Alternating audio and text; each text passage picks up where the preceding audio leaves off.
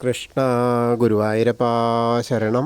ഗുരുവായൂരപ്പൻ്റെ ഉച്ചപൂജ കഴിഞ്ഞു, കളഭാലങ്കാരം കഴിഞ്ഞു, നട തുറന്നു കേട്ടോ. ഇന്നിപ്പോൾ ഉദയാസ്തമന പൂജയൊക്കെ ഉണ്ടായിരുന്നു, അപ്പോൾ അതിൻ്റെ തിരക്കൊക്കെയാണ്. എന്നാലും നമുക്ക് ഗുരുവായൂരപ്പൻ്റെ ആ ചതുർബാഹുവായ വിഗ്രഹത്തിൽ ഏത് രൂപത്തിലാണ് ഭഗവാൻ ഭക്തരെ കാണാനായിട്ട് നിൽക്കുന്നത് നോക്കാനായിട്ട് പോവാം. ആദ്യം തന്നെ കിഴക്കേ നടയിലുള്ള മഞ്ജുളാലിനെ ഒന്ന് വലം വെച്ച് നമുക്ക് അവിടുന്ന് വരാം. അങ്ങനെ വരുമ്പോൾ അത്തിമര ഗണപതിയെ ഒന്ന് കണ്ട് തൊഴുത് സർവ്വ വിഘ്നങ്ങളും തീർത്തു തരാൻ വേണ്ടി പ്രാർത്ഥിക്കാം. അതിനുശേഷം നമ്മളിങ്ങനെ ഗോപുരവാതിൽ കടന്ന് അകത്തേക്ക് വരാം. അങ്ങനെ വന്ന് നമ്മൾ ആ വലിയ ബലിക്കല്ല് കാണാം. അതിൻ്റെ മുകളിലേക്ക് നോക്കിയാൽ ഗജരാജൻ കേശവൻ്റെ 2 കൊമ്പുകൾ കാണാം. അതിന് നടുക്കായിട്ട് ലക്ഷ്മി ദേവീനെ കാണാം. അതേപോലെ നമ്മൾ വാതിൽപ്പടി കയറുമ്പോൾ ഇടതേ സൈഡിലുള്ള മേൽപ്പത്തൂരിൻ്റെ പീഠം കാണാം. കിടാവിളക്ക് കൊളുത്തി വെച്ചിട്ടുണ്ട്, അത് കാണാം. അതേപോലെ വലത്തെ സൈഡിലുള്ള ആദ്യത്തെ തൂണ് നോക്കിയിട്ട് നരസിംഹാവതാരത്തെ ഒന്ന് സ്മരിക്കുക. അങ്ങനെ നമ്മൾ ഭഗവാന്റെ ശ്രീലകത്തേക്ക് ഇങ്ങനെ നോക്കുകയാണ്. ശ്രീലകത്തേക്ക് നോക്കുമ്പോൾ എന്താ വളരെ മനോഹരമായിട്ടുള്ള കാഴ്ചയാണ്. ആകെ തെളിഞ്ഞ് നിൽക്കുകയാണ് കേട്ടോ. അങ്ങനെ നോക്കുമ്പോൾ കാൽപാദങ്ങൾ കാണാണ്ട്, കാൽവളകൾ കാണാണ്ട്, എന്നിട്ടൊരു ചന്ദനപ്പടിയിട്ട പൊന്നൂഞ്ഞാൽ കാണാണ്ട്, ഊഞ്ഞാലിൻ്റെ മുകളിലിരിക്കുക കേട്ടോ. കാലാട്ടിങ്ങനെ ഇരിക്കുകയാണ്. അങ്ങനെ നോക്കി വരുമ്പോൾ ഇടത്തെ കൈ ആ ഊഞ്ഞാലിൻ്റെ വള്ളിയിലേക്ക് പിടിച്ചിട്ടുണ്ട്. വലത്തെ കയ്യിൽ ഒരു വെണ്ണുരുളിയുണ്ട്. ഇത് ചില്ലറയില്ല കേട്ടോ. അതിൻ്റെ മുകളിലിങ്ങനെ ഇരിക്കുകയാണ്. വീഴില്ല, അത് അത്രയ്ക്കും ആ ഉണ്ണി വീഴില്ലേന്ന് നമുക്ക് തോന്നും. കാരണം അമ്മാതിരി ഇരുത്തായിരിക്കണം. എന്നിട്ട് ചിരിക്കുക, പൊട്ടി ചിരിക്കണ പോലെ. കാരണം എന്താ വെച്ചാൽ വെണ്ണ കിട്ടിയിട്ടുണ്ടല്ലോ കഴിക്കാൻ. പിന്നെ പൊന്നൂഞ്ഞാലുമിൽ ഇരിക്കുകയാണ്, ചന്ദനപ്പടിയുടെ ഊഞ്ഞാല. അതിൻ്റെ മുകളിലിങ്ങനെ ഇരിക്കുക. ഇരുന്നിങ്ങനെ എന്തൊരു രസമാണെന്നറിയാം. വളരെ മനോഹരമായിട്ടുള്ള ഒരു കാഴ്ച. ആ ഊഞ്ഞാലിൻ്റെ മുകളിൽ കിട്ടിയിട്ടുണ്ട്, എനിക്ക് വെണ്ണയും കിട്ടിയിട്ടുണ്ട്, വരൂ കേട്ടോ നിങ്ങളൊക്കെ വന്നോളൂ എന്നാണ് നമ്മോട് പറയണേ. ഭക്തന്മാരൊക്കെ വന്നോളൂ, ഞാൻ തരാം. ഇതങ്ങനെ ഇരിക്കാൻ എന്ത് രസമാണെന്നറിയോ എന്നൊക്കെയാണ് പറയണത്. എന്താ ചെറിയ കുട്ടിയാണ്, ഒരു 2 വയസ്സൊക്കെ തോന്നിക്കുള്ളൂ. ചെറിയ കുഞ്ഞു കുട്ടിയെ എങ്ങനെ ഇപ്പോൾ അവിടെ ശോതാമ്മ അതിൻ്റെ ആ ഊഞ്ഞാലിൻ്റെ മുകളിൽ ഷാഢ്യം കാരണം അവിടെ ഇരുത്തിയതാണ് തോന്നുന്നുണ്ട്. എന്നാലും ആ വെണ്ണയുണ്ടേ, അധികം ഇളകിയാൽ വീഴും, അങ്ങനത്തെ ഇരുത്തായിരിക്കുന്നത്. എന്നാലും വീഴില്ല എന്നുള്ള ആ ഒരു ധൈര്യത്തിലാണ്. അതൊന്നും ഒരു പ്രശ്നമല്ല എന്ന് പറഞ്ഞിട്ടിരിക്കണം. പിന്നെ എന്താ വെച്ചാൽ ഗോവർദ്ധനം കയ്യിൻ്റെ ചൂണ്ടുവിരൽ തൂക്കിയ ആളല്ലേ, പിന്നെ ഇപ്പോൾ എന്താ പ്രശ്നം എന്ന് വെച്ചിട്ട്.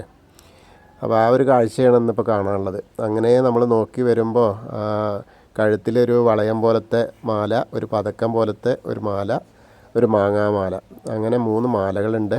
അതേപോലെ ഗോപി തിലകം തൊട്ടിട്ടുണ്ട്. ചെവിപ്പൂക്കൾ, കാതിൽ ചെവിപ്പൂക്കൾ വെച്ചിട്ടുണ്ട്. അതേപോലെ കൈവളകൾ ചാർത്തിയിട്ടുണ്ട്, തോൾവളകൾ കാണാനുണ്ട്. പിന്നെ കിരീടം വെച്ചിട്ടുണ്ട്. അതേമാതിരി പീലി, ഇങ്ങനെ 3 പീലി കളഭം കൊണ്ട് ചാർത്തിയിട്ടുണ്ട്. എല്ലാം കളഭം കൊണ്ട് ചാർത്തിയിട്ടുണ്ട്, വളരെ മനോഹരം. എന്നിട്ട് അതിൻ്റെ മുകളിൽ തിരുമുടിമാല, വെളുത്ത പൂവും തുളസിയായിട്ട്, വെളുത്ത പൂവ് കൂടുതലും തുളസിയായിട്ടും, പിന്നെ വെളുത്ത പൂവും അതേപോലെ തെച്ചിയായിട്ടുള്ളത്, അങ്ങനെ 2 തിരുമുടിമാലകളാണുള്ളത്. അതേപോലെ ഉണ്ടമാലകളാണെങ്കിൽ 2 വലിയ ഉണ്ടമാല, തെച്ചിയും തുളസിയായിട്ട് വെളുത്ത പൂവായിട്ടുള്ളതും. ആ വെളുത്ത പൂവിനാണ് ഇന്ന് ഇപ്പോൾ പ്രാധാന്യം. ഇടയ്ക്ക് ഓരോ കുത്തു പോലെ ഇങ്ങനെ ചുവന്ന തെച്ചിപ്പൂവും കൊടുത്തിട്ടുണ്ട്. അങ്ങനെ നല്ല മനോഹരമായിട്ടുള്ളൊരു കാഴ്ചയാണ് ഭഗവാന്റെ ശ്രീലകത്തുള്ളത്. അപ്പോൾ നമ്മളെല്ലാവരും ഭഗവാന്റെ ശ്രീലകത്തേക്ക് നോക്കുക. ആ സോപാനപ്പടിയിൽ നിന്ന് തൊഴുന്നതായിട്ട് മനസ്സുകൊണ്ട് പ്രാർത്ഥിക്കുക. എല്ലാവരും ആ സോപാനപ്പടിയിൽ നിന്നിട്ട് ഭഗവാന്റെ ആ ഊഞ്ഞാലാടുന്ന ആ വെണ്ണക്കണ്ണൻ്റെ രൂപം കണ്ട് തൊഴുകയാണ് കേട്ടോ. അങ്ങനെ പ്രാർത്ഥിക്കുക. എന്നിട്ട് അത് കഴിഞ്ഞ് അവിടുന്ന് നമ്മൾ ഇറങ്ങിയിട്ട് നേരെ ആദ്യം തന്നെ അഗ്നികോണിലുള്ള ബലിക്കല്ല് നോക്കി തൊഴാം. പിന്നെ നേരെ വന്ന് ആ തിടപ്പള്ളി നോക്കി തൊഴാം. അതേപോലെ ഒന്ന് തിരിഞ്ഞ് നിന്നാലേ ചുമരിൻ്റെ മുകളിൽ, ആദ്യത്തെ ഭണ്ഡാരത്തിൻ്റെ മുകളിലുള്ള ചുമരിൻ്റെ മുകളിൽ ആലിലക്കണ്ണനെ കണ്ട് തൊഴാം. പിന്നീട് ആ ഗ്രില്ലിന് കടന്നു കഴിഞ്ഞാൽ സപ്തമാതാക്കളെ കണ്ട് തൊഴാം. അതേപോലെ ഗണേശൻ്റെ അടുത്ത് വരിക. ഗണേശൻ്റെ അവിടെയൊക്കെ കുറേ തിരക്കുണ്ട്. അതിലൂടെ ഇങ്ങനെ നമ്മൾ വന്നിട്ട് ഗണേശനെ നോക്കുക. ഗണേശനെ നോക്കുമ്പോൾ ഇന്നുണ്ട്, പീലിയൊക്കെ ഉണ്ട്. അതേപോലെ ചെറുതായിട്ടിങ്ങനെ അലങ്കാരമായിട്ട് വരികയാണ്. മുഖമൊക്കെ ഇങ്ങനെ ചാർത്തിയിട്ടുണ്ട്. നല്ല ഒരു യു ഷേപ്പിൽ അങ്ങനെ ഗോപിയൊക്കെ തൊട്ടിട്ടുണ്ട്. പിന്നെ ധാരാളം അർച്ചനപ്പൂക്കളുണ്ട്, ചുവന്ന മാലകളുണ്ട്, ഒക്കെ നന്നായിട്ടുള്ള അലങ്കാരം. അപ്പോൾ എല്ലാവരും ആ ഗണേശനെ പ്രാർത്ഥിച്ചോളൂ കേട്ടോ. ഏകദന്തം മഹാകായം തപ്തകാഞ്ചനസന്നിഭം ലംബോദരം വിശാലാക്ഷം വന്ദേഹം ഗണനായകം. അത് കഴിഞ്ഞ് സരസ്വതി ദേവീനെ കാണുക. സരസ്വതി അറയിലേക്ക് നോക്കിയിട്ട് ആ കിടാവിളക്ക് കത്തിക്കുന്നുണ്ട്. സരസ്വതി ദേവീനെ പ്രാർത്ഥിക്കുക. സരസ്വതി നമസ്തുഭ്യം വരദേ കാമരൂപിണി വിദ്യാരംഭം കരിഷ്യാമി സിദ്ധിർഭവതു മേ സദാ. അങ്ങനെ അവിടെ തൊഴുത് നമ്മളിങ്ങനെ വരുമ്പോൾ ആ കോർണറിലെത്തിയാൽ ചെറിയ ഗണേശനെ കാണാം. അതൊന്ന് തൊട്ട് തലോടാം. പിന്നെ മത്സ്യം, കൂർമ്മം, വരാഹം, നരസിംഹം വരെയുള്ള രൂപങ്ങളൊക്കെ കാണാം. അങ്ങനെ അത് കഴിഞ്ഞ് മേൽശാന്തിയുടെ അവിടെ നിന്ന് അർച്ചന പ്രസാദം വാങ്ങാം. അർച്ചന പ്രസാദമൊക്കെ വാങ്ങിയിട്ട് തൊടാം. അങ്ങനെ ഇന്നത്തെ ഉച്ചപൂജ ഉണ്ടായിരുന്നത് മേൽശാന്തി തന്നെയാണ്. കവപ്രമാരാത്ത് അച്യുതൻ നമ്പൂരിപ്പാടാണ്. പിന്നെ അവിടുന്ന് വാമന രൂപവും അതേപോലെ ഗജേന്ദ്രമോക്ഷത്തിൻ്റെ രൂപവും അതേപോലെ ഗരുഡാരൂഢനായിരിക്കുന്ന മഹാവിഷ്ണുവിനെയൊക്കെ കണ്ട് തൊഴുത് അനന്തപത്മനാഭനെ കാണാനായിട്ട് പോവാം. അനന്തപത്മനാഭസ്വാമി അനന്തശായിയായിട്ട് ഇങ്ങനെ അത് നല്ല രസമായിട്ട് ഇങ്ങനെ കാണാണ്ട് നിറയെ പൂക്കൾ ഇങ്ങനെ മുകളിലൊക്കെ അലങ്കാരമായിട്ടുണ്ട്. അവിടേക്ക് ഒന്ന് തൊഴുത് ശ്രീകോവിലിൻ്റെ പുറകുവശത്തായിട്ട് വന്ന് സാഷ്ടാംഗം നമസ്കരിക്കുക.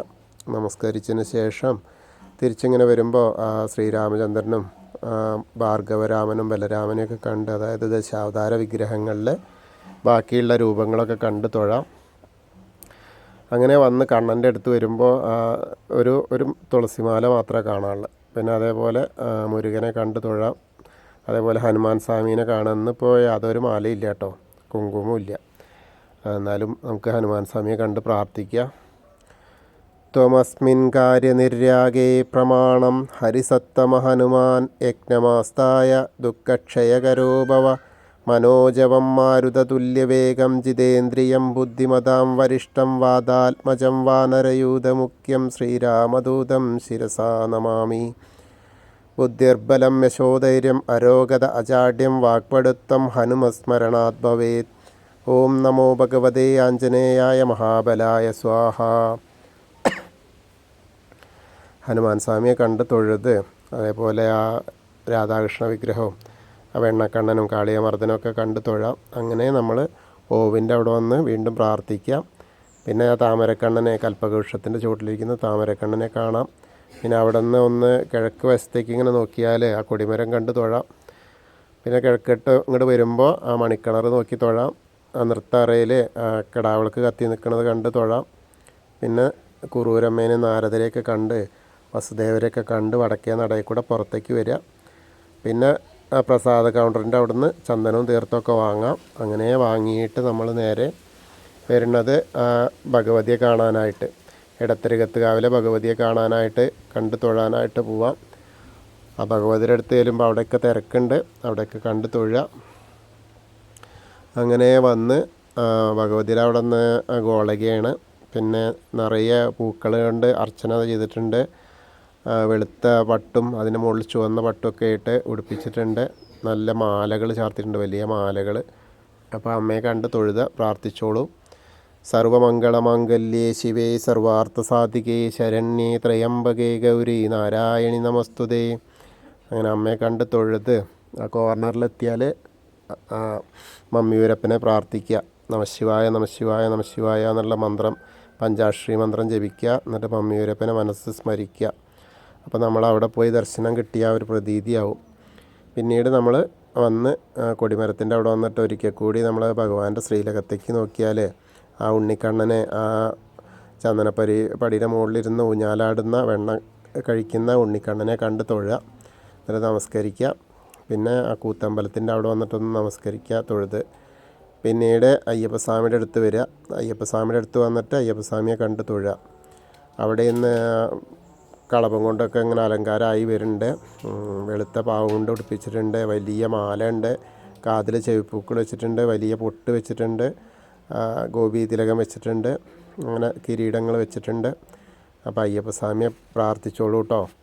ഭൂതനാഥ സദാനന്ദ സർവഭൂതദയാപര രക്ഷ രക്ഷ മഹാബാഹു ശാസ്തേ സ്തുഭ്യം നമോ നമ. അങ്ങനെ അവിടെ നിന്ന് പ്രദക്ഷിണം ചെയ്ത് നമ്മൾ പടിഞ്ഞാറ് നടയിലുള്ള ദീപസ്തംഭത്തിൻ്റെ മുകളിലുള്ള വേണുഗോപാലിനെ കണ്ട് തൊഴുക. അങ്ങനെ കുറച്ച് പുറത്തേക്ക് ഇങ്ങനെ ഇറങ്ങി നിന്നാൽ കൊടിമരത്തിൻ്റെ മുകളിലുള്ള ഗരുഡധ്വജനെയും കണ്ട് തൊഴുത് പടിഞ്ഞാറ് നടയിൽ കൂടെ പുറത്തേക്ക് വരിക. അങ്ങനെ വന്ന് നമ്മൾ ആ രുദ്രതീർത്ഥക്കുളത്തെ ഒന്ന് പ്രദക്ഷിണം ചെയ്യാനായിട്ട് പോവുക. അപ്പോൾ അവിടെ നടുക്കിലുള്ള കാളിയമർദ്ദന രൂപത്തെ കണ്ട് തൊഴാം. അങ്ങനെ കണ്ട് തൊഴുത് നമ്മൾ നേരെ അന്നലക്ഷ്മി ഹാളിൻ്റെ അധിയേനെ നാരായണാലയത്തിലേക്ക് പോയി അവിടെ ഒന്ന് കയറി തൊഴുത് ആ പൂന്താനം തിരുമേനി പൂജിച്ചിരുന്ന വിഗ്രഹമൊക്കെ കണ്ട് തൊഴുത് ഭഗവതി നടയിൽ വന്ന് വീണ്ടും തൊഴാം. അങ്ങനെ വന്ന് നേരെ ആ വലിയ ദീപസ്തംഭം കിഴക്കേ നടയിലുള്ള അവിടെ നിന്നിട്ട് ഗുരുവായൂരപ്പൻ്റെ ശ്രീലകത്തേക്ക് ഒന്നുകൂടി നോക്കുക. അപ്പോൾ അവിടുത്തെ പ്രകാശം അങ്ങനെ തെളിച്ച് നന്നായിട്ട് കാണാം. അങ്ങനെ കണ്ട് പിന്നെ നമ്മൾ തെക്കേ നടയിൽ പോയിട്ട് ആ കൂവളമരത്തെ ഒന്ന് പ്രദക്ഷിണം ചെയ്യുക. ആ കൂവളമരത്തെ പ്രദക്ഷിണം ചെയ്യുമ്പോൾ മഹാദേവനെയും പാർവതി ദേവീനെയൊക്കെ മനസ്സിൽ സ്മരിക്കുക. അപ്പോൾ നമ്മൾ അവിടെ പോയി ദർശനം കിട്ടിയ ആ ഒരു പ്രതീതിയാവും. അപ്പോൾ നമ്മൾ ഇന്നത്തെയും ഗുരുവായൂരപ്പൻ്റെ ഉച്ചപൂജയും കളഭാലങ്കാരവും ഒക്കെ കണ്ടു തൊഴുതു. എല്ലാവർക്കും ആ ഗുരുവായൂരപ്പൻ്റെ അനുഗ്രഹം കിട്ടും. കൃഷ്ണായ വാസുദേവായ ഹരയേ പരമാത്മനെ പ്രണതക്ലേശനാശായ ഗോവിന്ദായ നമോ നമഃ. ഹരേ കൃഷ്ണ. നമ്മളിന്ന് ഉത്തരരാമായണത്തിലെ സുദേവചരിതം അതൊന്ന് വായിക്കും ചെയ്യുക, അതിൻ്റെ ഒരു കഥ പറയുകയും ചെയ്യുക കേട്ടോ. എങ്കിലോ കേട്ടാലും നീ ഞാനിഹ ത്രേതായുഗേ ശങ്ക കൂടാതെ ചൊന്നേൻ ദണ്ഡകവനത്തിങ്കൽ കാണായി വനമധ്യേ നിർമ്മല തടാകവും മൂനം കൂടാതെയൊരു ശവവും കണ്ടേനതിൽ ഞാനൊരു മുഹൂർത്തമാത്രം തത്ര നിൽക്കും നേരം കാണായി ദാകാശാന്തേ ശോഭിച്ച വിമാനവും തത്രൈവ വിഭൂഷണഭൂഷിത ശരീരനായി സിദ്ധഗന്ധർവ ദിവ്യന്മാരാൽ സേവിതനായി ആലവട്ടവും വെൺചാമരവും ദേവസ്ത്രീകളാലസ്യം തീരുമാറു മന്ദമായി വീശുന്നതും വെൺകൊറ്റക്കുടതൻ കീഴത്രയും സുന്ദരനായി പങ്കജശരസമനായൊരു പുരുഷനെ കണ്ടു ഞാൻ നിൽക്കും നേരം പൊയ്കയിലിഴിഞ്ഞതും കണ്ടൊരു ശവം തിന്നു ദേഹശുദ്ധിയും ചെയ്താൻ. ഞാനതു കണ്ടു ചോദിച്ചിടിനാനേവം അവനോടു മനുഷ്യ ശവമിതു ഭക്ഷിക്കയില്ലാരുമേ. എന്തൊരു കഷ്ടം ഭവാൻ ദേവസന്നിഭൻ, എന്നാൽ എന്തു കാരണം ശവം ഭക്ഷിപ്പാൻ ചൊല്ലിയിടണം എന്നതു കേട്ടു പറഞ്ഞിടിനാൻ എന്നോടവൻ മന്നവൻ സുദേവനെന്നുണ്ടായാൽ വൈദർഭകൻ. നന്ദനന്മാരായ ഇരുവരുമുണ്ടായി വന്നു. മൂന്നേവൻ ശ്വേതനഹ മനുജൻ സുരതനും. ജനകൻ മരിച്ച ശേഷം നൃപനായി വന്നേൻ ഞാൻ മനസ്സി നിരൂപിച്ചേൻ ചില നാൾ കഴിഞ്ഞപ്പോൾ. നൃപത്വം കൊണ്ടു കാര്യമില്ലെനിക്കിനി ഏതും തപസ്സു ചെയ്തു ഗതി വരുത്തിക്കൊള്ളുക നല്ലു എന്നു കൽപ്പിച്ചു രാജ്യം വാഴിച്ചു സുരതനെ. വന്നു ഞാനിപ്പൊയ്കതൻ തീരത്തു പൊക്കിയിടിനേൻ. സൽഗതി വരുവാനായി തപസ്സും ചെയ്തേൻ ചിരം സ്വർഗവും പൊക്കിയിടേനേ അക്കാലം വിധിവശാൽ. സ്വർഗേ ഭോഗങ്ങൾ അനുഭവിച്ചു വാഴും കാലം ദുഃഖവും മുഴുത്തതി ആരമില്ലായ്ക മൂലം. ക്ഷുൽപിസാദികൾ കൊണ്ടെത്രയും ദുഃഖിച്ചു ഞാൻ അംബജ സംഭവനോടു ചെന്നു ചോദിച്ചുകൊണ്ടേൻ. സ്വർലോകത്തിങ്കൽ ആഹാരമില്ലായി വരാൻ മുന്നം ദുഷ്കർമ്മം ചെയ്തതെന്തെന്നറിഞ്ഞതില്ലയല്ലോ. ആഹാരമെനിക്കെന്തെന്നരുളി ചെയ്തിടേണം ദേഹി ഭോജനം മമ കാരുണ്യവാര്യനിധേ എന്നതു കേട്ടു വിധാതാവരുൾ ചെയ്തിടിനാൻ. അന്നദാനം നീ ആർക്കും ചെയ്യാതെ നിന്റെ ദേഹം തന്നെ നീ ഭരിച്ചതു കൊണ്ടിങ്ങെല്ലാ ആഹാരവും ഇന്നു പൈതാഹവും ഉണ്ടായി വന്നതു തന്നെ മൂലം. നിന്നുടെ ശവമുണ്ടു പൊയ്കയിൽ കിടക്കുന്നു, തിന്നാലും അതു തന്നെ നിത്യവുമിനി ഭവാൻ. എത്രയും സാധുകരമായിരിക്കയും ചെയ്യും നിത്യവും തിന്നും തോറും നാശവും വരായല്ലോ. അഗസ്ത്യ മുനീന്ദ്രനെ കാൺമോളം തിൻക ശവമാകൃത്യമിതു മതി എന്നവൻ വിലക്കിടും എന്നരുൾ ചെയ്തു ദാതാവതിനാൽ അനേകം നാൾ തിന്നേൻ ഞാൻ മമ ശവമിന്നയോളവും വിഭു. നിന്തിരുവടി തന്നെ കുംഭസംഭവനെന്നു ചിന്തിച്ചിടുന്നേനിനി മറ്റൊരാശ്രയമെനിക്കില്ല. എന്നുര ചെയ്തു മമ തന്നാനാഭരണമിന്നതെന്നു തൊട്ടു മറഞ്ഞു ശവമതും നിർമ്മലൻ വിമാനവുമേറിപ്പോയി സ്വർഗം പുക്കാൻ ധർമാധർമ്മങ്ങൾ അറിഞ്ഞിടുവാൻ പണിയല്ലോ.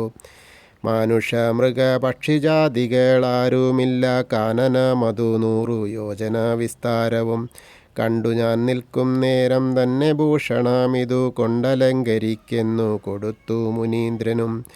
മാനവവീരനതു കേട്ടു ചോദിച്ചിടിനാൻ കാനന മതിയിലൊരു ജന്തുക്കളില്ലാത്തതിൽ കാരണമെന്നോടരുൾ ചെയ്യണമെന്ന നേരം ശ്രീരാമൻ തന്നോടതു അഗസ്ത്യനറിയിച്ചാൻ. അടുത്തേക്കുള്ളതാണ് ദണ്ഡരാജൻ്റെ ചരിത്രമൊക്കെ പറയാനുള്ളത്, ദണ്ഡവനത്തിൻ്റെയൊക്കെ. അപ്പോൾ ഇതെന്തുണ്ടായി വെച്ചാൽ, ഒരു രാജ്യം ഭരിക്കുന്ന സമയത്ത് വസുദേവൻ ആർക്കും ഒന്നും കൊടുക്കാതെ സ്വന്തം ശരീരത്തിന് മാത്രം ഭക്ഷണം ഉണ്ടാക്കി ആർക്കും കൊടുക്കാതെ കഴിച്ചതിൻ്റെ ആ ഒരു പാപഫലമായിട്ടാണ് ബാക്കി സൽകീർത്തിയൊക്കെ കിട്ടിച്ചാലും, അതായത് തവം ചെയ്ത് ഉണ്ടാക്കിയെന്ന് വെച്ചാലും, ഇത് എന്ത് താൻ നിരന്തരം ചെയ്യുന്ന കർമ്മങ്ങൾ താൻ അനുഭവിച്ചേ തീരൂ എന്ന് പറയുന്ന പോലെ സ്വർഗത്തിൽ ചെന്നപ്പോഴും സ്വന്തം ശവം ഭുജിക്കേണ്ട ഭക്ഷണമാക്കേണ്ട ഒരു കാലം അദ്ദേഹത്തിനുണ്ടായി. അതിൻ്റെ കഥയാണ്. കാരണം ആർക്കും ഒന്നും കൊടുക്കാതെ ആ കഴിച്ചത് കൊണ്ടാണ് അവിടെ ചെന്നപ്പോൾ ഒന്നും കിട്ടാത്തത്. അപ്പോൾ നമ്മളൊക്കെ പറഞ്ഞ പോലെ ആ ദാനം ചെയ്യലാണ് ഏറ്റവും ഉചിതം എന്നുള്ളതാണ് ഇതെന്നൊക്കെ നമുക്ക് പഠിക്കാവുന്ന പാഠം. ഉള്ളവൻ ഇല്ലാത്തവനിലേക്ക് കൊടുക്കുക, അതാണ് ഏറ്റവും അത്യുത്തമം. അതിൻ്റെ കർമ്മഫലം എവിടെയാണെങ്കിലും, ഭൂമിയിലായാലും സ്വർഗത്തിലായാലും നമ്മളെ തേടി വരും എന്നുള്ളതാണ്.